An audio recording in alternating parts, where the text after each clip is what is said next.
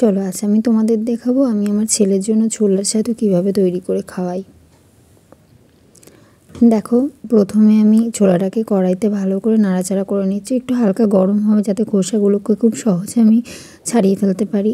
এই জন্য কড়াইয়ের মধ্যে ভালো করে এটাকে নাড়াচাড়া করে নেব।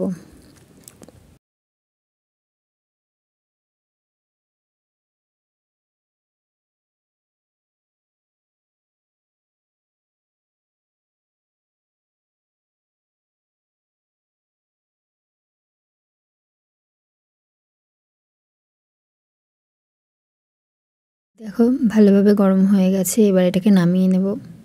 এই যে নামিয়ে নিয়েছি। এবারে এটাকে ভালোভাবে ছাড়িয়ে নিতে হবে। এই যে ছাড়িয়ে নিয়েছি।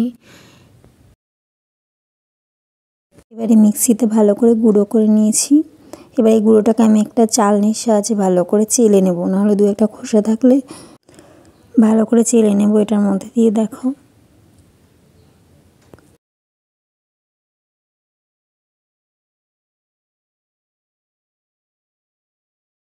ভালো করে চেলে নিয়েছি। তোমরা এই ছাতুটাকে বাচ্চাদেরকে খাওয়াতে পারো। ছাতুর মধ্যে প্রচুর পরিমাণে কার্বোহাইড্রেট থাকে, ফাইবার থাকে, প্রোটিন থাকে, অন্যান্য পুষ্টি জাতীয় সমস্ত কিছু থাকে। আমি আমার ছেলেকে রোজ সকালে মুড়ির গুঁড়োর সাথে 1 চামচ করে ছাতু দিয়ে খাইয়ে দিই।